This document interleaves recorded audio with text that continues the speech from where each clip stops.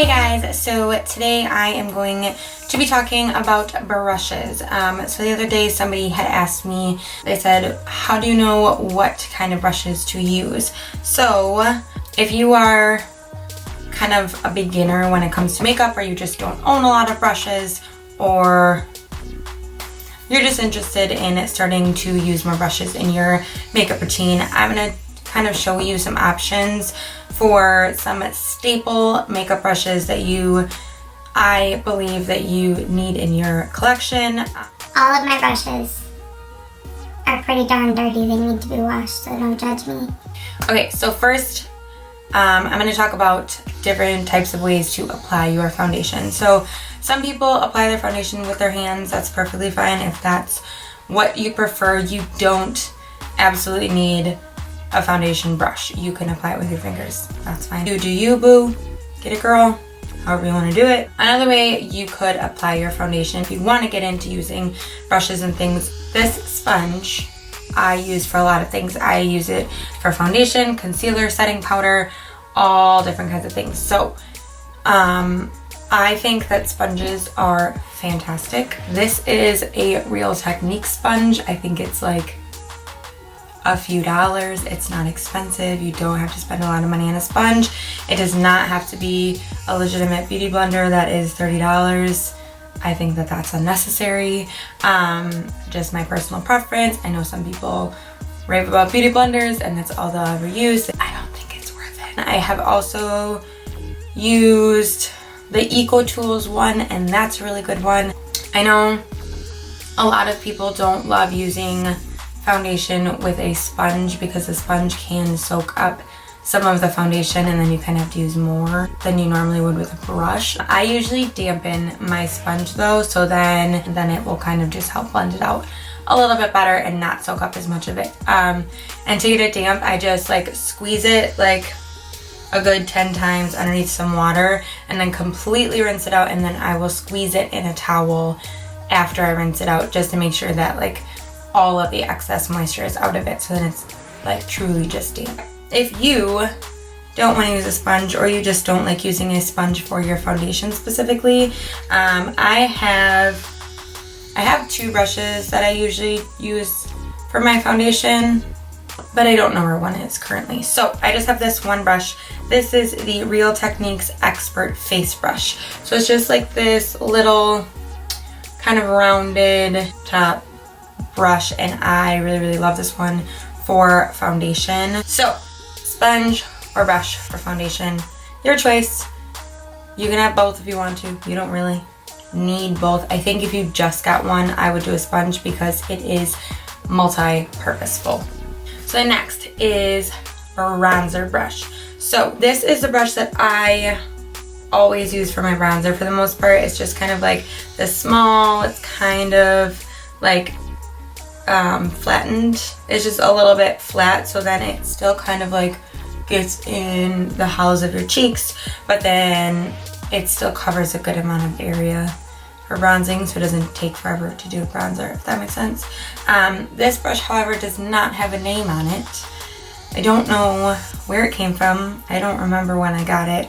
I think that I've had it for years and it's still going strong, so I really wish I knew what kind of brush this was, but unfortunately I don't. But another brush that I use for bronzer is the Real Techniques 301 brush. It's short and flat and it's pretty stiff.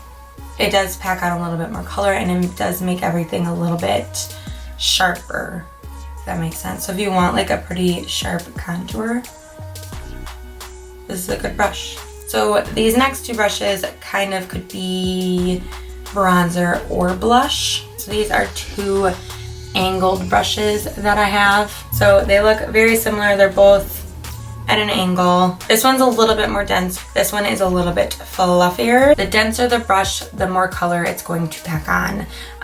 The looser and fluffier the brush, the less product it's going to pack on, basically. So that's a good rule of thumb to live by. So those two could be blush or bronzer. With the angle, you can like really get in with your cheekbones nicely, or it like goes on your cheek really nicely too. And then next, are my blush brushes. So again, these two are very similar.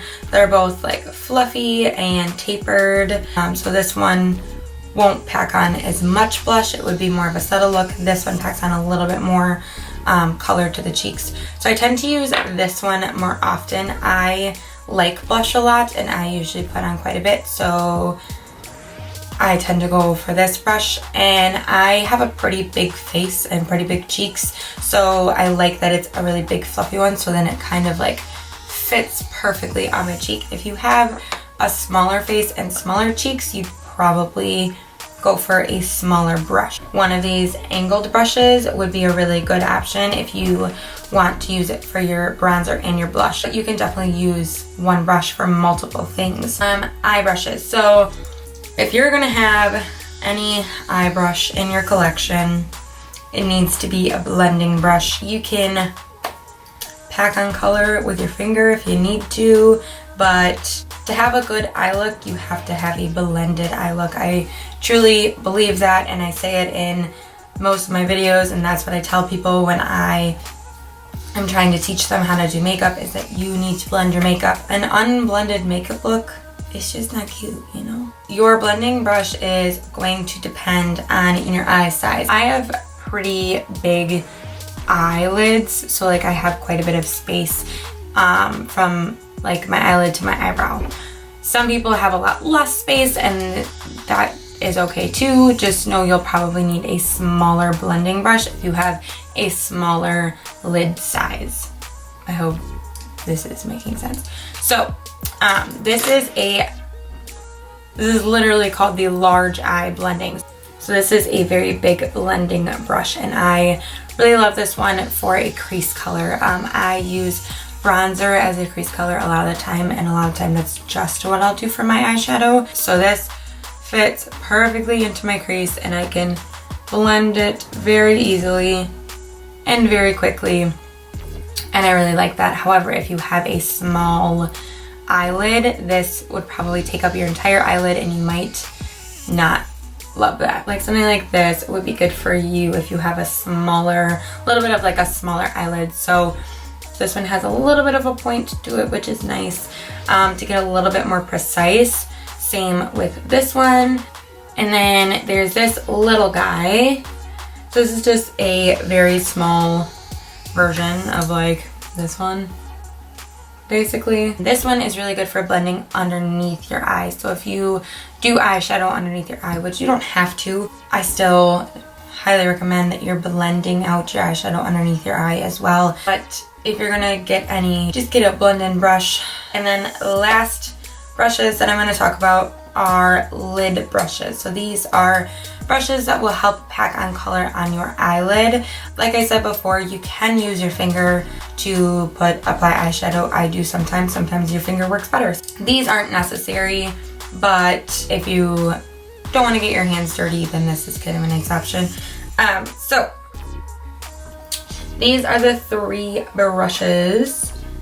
I have more, but these are the 3 that I use most often. So anything that is like a flat synthetic brush, you can use to pack on color on your lid. I really like the smaller ones to get very precise, and then I also use them like on the inner corner, and I use them on my brow bone. So the smaller ones I feel like are very, very versatile, but I do have some bigger ones as well.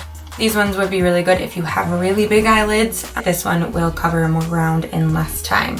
Please bear in mind, makeup takes time to figure out what works for you. Just be patient, trial and error to figure out what brushes is gonna best suit you. So I feel like these are just some staple brushes. If you are a beginner, you're just looking to start using makeup brushes, I will be linking all of the brushes that I mentioned in the description box below. And then I'll also write down some like cheaper brush brands that I know work really well and I know are like good quality brushes. All right, this is the end of the video. I really hope that you guys enjoyed. Hopefully I didn't ramble too much. Hopefully I made sense. Thank you guys so much for watching. I really appreciate it. I will see you all in my next video. Bye.